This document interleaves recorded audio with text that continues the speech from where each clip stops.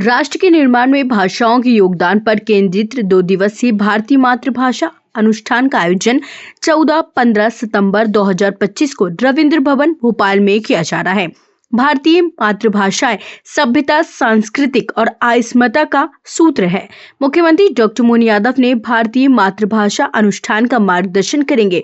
इस अनुष्ठान में खड़ी बोली हिंदी में अवधी, ब्रज, भोजपुरी, मैथिली, बुंदेली, मालवी, छत्तीसगढ़ी व बघेली तथा कन्नड़ा, मलयालम, तेलुगु, बंगाल, तमिल और हिंदी का अंतर संबंध, भाषा और संचार, प्रायोगिक हिंदी साहित्य और प्रायोगिक नाटक और सिनेमा की भाषा, नृत्य और संगीत की भाषा, जनजाति एवं धुमंतु भाषा, संचार, राष्ट्र की प्राणधारा लोक भाषाएं जैसे विधिवत विषयों पर केंद्रित वैचारिक समागम में देश प्रदेश के भारतीय भाषाओं के विशेषज्ञ विद्वान सम्मिलित होंगे। इसके साथ ही भारतीय भाषाओं एवं बोलियों में काव्य गोष्ठी, प्रकाशन, लोकार्पण और प्रदर्शनी शामिल है। यह जानकारी मुख्यमंत्री के सांस्कृतिक सलाहकार एवं वीर भारत संन्यास के सन्यासी सचिव श्री राम तिवारी एवं सांस्कृतिक संचालनालय के चालक NP नामदेव ने प्रेस वार्ता को संबोधित करते हुए दी।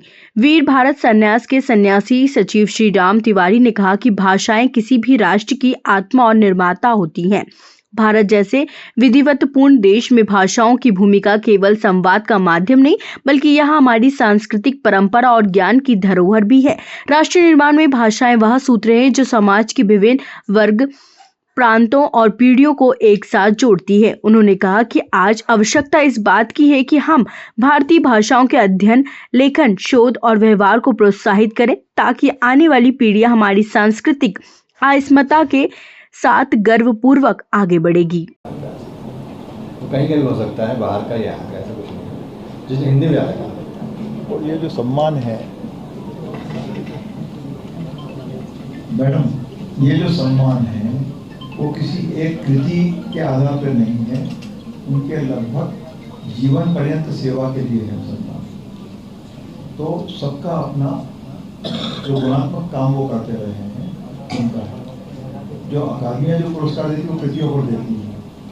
अलंकरण जो है, सम्मान जो है, राष्ट्रीय सम्मान या राज्य स्तरीय सम्मान, उसमें लगभग उनके जीवन की जो साधना है उसको लेकर एक तरह से उसका अभिनंदन और उसका सम्मान, उसको ट्रिब्यूट इस तरह से। सर, कई और ऐसे प्रदेश हैं जहाँ पर जो देश की सभ्यता, संस्कृति और अस्मिता का सूत्र है और भाषा जिन्होंने राष्ट्र के विकास में अप्रतिम और निर्णायक योगदान हमेशा दिया है। चाहे आज की बात हो, चाहे वो वर्षों पहले की बात हो, आज़ादी के पहले की बात हो, भाषा में जो लोग भाषा के जो सेवी हैं उन्होंने ही देश को आज़ाद कराने में बड़ी भूमिका निभाई। और अभी जो माननीय प्रधानमंत्री ने जो आग्रह किया है स्वदेशी को लेकर, तो स्वदेशी विचार, स्वदेशी विज्ञान, स्वदेशी संस्कृति और स्वदेशी वस्तु में सामग्री जो है उसके बगैर देश तरक्की कर नहीं सकता है, देश सुरक्षित रह नहीं सकता है। तो और सारी मातृभाषाएं जो हैं सबका योगदान है। हिंदी तो है ही, संस्कृत भी है, उर्दू है, तो तमिल है, तेलुगु है, कोंकणी है, खानदेशी है, डोगरी है, कश्मीरी है, तमिल है और भी बहुत सारी बोलियां हैं जिनके नाम दुर्भाग्य से समय के साथ साथ विलुप्त होते जा रहे हैं। तो उन सब में भी लोग काम करने वाले लोग हैं। कोई सिनेमा का काम कर रहा है, कोई बोलियों का काम कर रहा है, कोई कविताओं का काम कर रहा है, विज्ञान का काम कर रहा है और राज्य के स्तर पर और तमाम निजी क्षेत्रों में भी लगातार प्रयास हो रहे हैं। जैसे माखनलाल चतुर्वेदी विश्वविद्यालय है तो पत्रकारिता को लेकर हिंदी क्षेत्र में एक बड़ा और सम्मानित संस्थान है।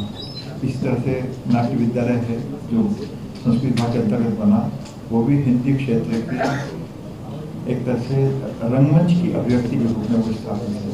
साहित्य अकादमी है, उर्दू अकादमी है, अलाउद्दीन खान संगीत अकादमी है, भारत भवन है, ऐसे तमाम जो हैं। और दूसरे जो संस्थान है जैसे रविन्द्रनाथ टैगोर विश्वविद्यालय, सेम ग्लोबल है विश्वविद्यालय, सेज यूनिवर्सिटी और भी लोग हैं।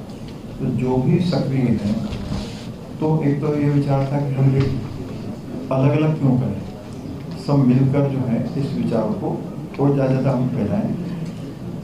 तो हमारी ही मातृभाषा है और हमने इस तरह से सारा काम किया, और ये सुखद संयोग है और अच्छी बात है कि जैसे संस्कृति विभाग ने हिंदी के जो दूसरे सम्मान है वो तो अपनी जगह है ही, कबीर सम्मान भी है, मैथिली सम्मान भी है और भी है सम्मान। तो ये खास करके जो तकनीकी और प्रौद्योगिकी में और दूसरे जो साहित्येतर जो विषय हैं उसमें संस्कृत विभाग ने सम्मानों की स्थापना की है।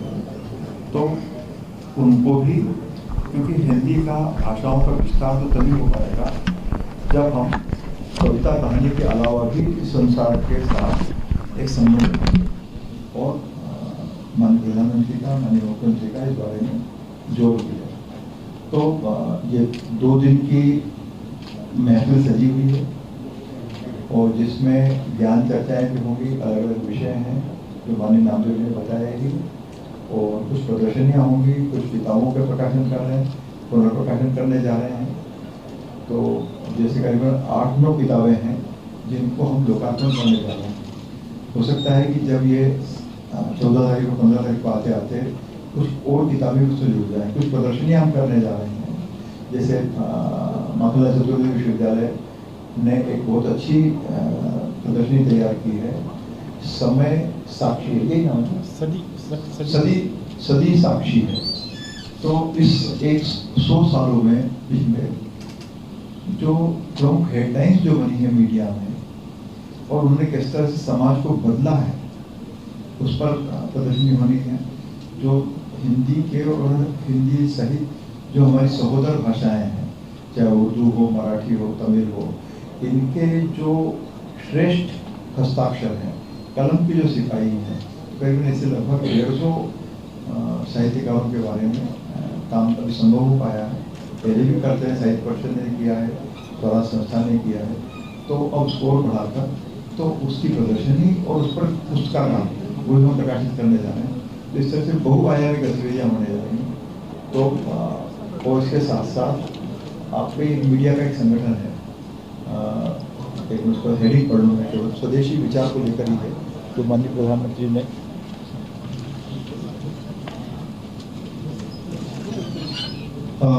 स्वदेशी जागरण अंतर्गत देश हित में 10 सूत्र यहाँ का एक मीडिया प्लेटफॉर्म है। बी इंडियन, बाय इंडियन, हमारी लक्ष्मी हमारे पास, इस अभियान का भी लोकार्पण शुभारंभ माननीय मुख्यमंत्री करेंगे। और इसी अवसर पर विक्रमादित्य शोधपीठ को विक्रमोत्सव 2025 का ग्लोबल अवार्ड मिला है। तो उसके जो रचनाकार हैं, उसकी जो संस्था है, वो इसी इमेक्स ग्लोबल टीम जो है वो भोपाल आकर वो सम्मान जो है माननीय मुख्यमंत्री को भेंट करेंगे।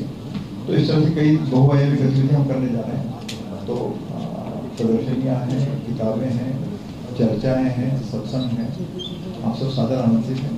और इस विचार को जितना आप, क्योंकि आप भी भाषा का ही काम कर रहे हैं, तो आप भी हमारे साथी हैं और इसमें सहयोग की सहज आकांक्षा है।